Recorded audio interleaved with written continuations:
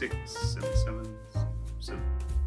Hey, caught me after hours here in the Hideaway. I'm the Kingpin. That's right, it's Kingpin's Hideaway. I'm staying late because I'm trying to solve a friendly dispute with a colleague about the importance of the thread count in collection and money deposit bags, old money bags. You know, it's fascinating what you can find out about a culture by the thread count in the money bag. Hey, you want to see something cool?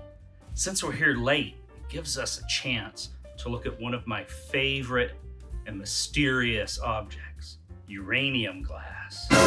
Glass that was made with uranium. Uranium glass came about in a period of time when Victorians were enamored with all manner of tinted glass. They liked light pink glass and light blue glass and light brown and tawny glass. And to get a light yellow or greenish glass, they used an oxide of uranium called sodium diuranate. So giggle now, Dan. Sodium diuranate.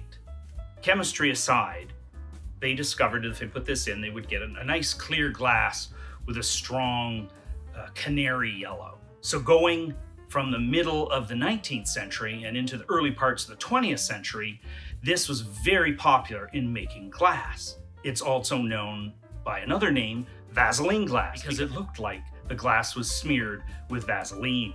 Production of uranium glass hit its height in the 20s, tapered off in the 30s, and hit a production brick wall when the United States government restricted access to uranium when they're working on their nuclear bomb technology. Well into the Cold War, there was a little bit more access to uranium to make sodium diuranate. But by this time, most people were quite aware of the dangers of radiation, so were less enamored with uranium glass. There is still some uranium glass produced today, but pretty much 95% of what you're going to be able to find or get access to was all made before the 1930s. Is uranium glass really, really dangerous? I wouldn't grind it up and swallow it or carry it around in my pocket for days on end. But if you're doing that, you've got bigger problems. You really should talk to someone. The most fascinating thing I find with uranium glass is not that it's made with a radioactive substance, but what happens when it's exposed to blacklight. Now, I'm going to tell you right now, it's not because of the radiation that uranium produces, it's just the way the structure of uranium is, that it will fluoresce when bombarded by UV light or blacklight. That's why I thought we'd do it tonight. Because this is a case of uranium glass. That sounds spooky? I was going for spooky. There are all kinds of pieces. There's decorative candy dishes that are in that beautiful uranium glass yellow. Little sugar bowls. This is the greener of the kind of uranium glass that is there. A little bit of iron oxide would have been added to this to make it a little more green. Even marbles. But let's see what happens when I turn out the lights. That is what's cool about uranium glass.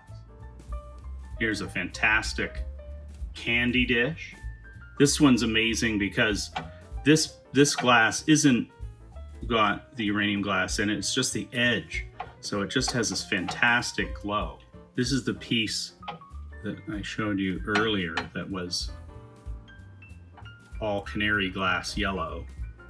Now just so vibrant. Here's the marbles I was showing you earlier. There's a green uranium and red uranium glass. Made glass buttons out of uranium glass. They even used uranium glass in lamps.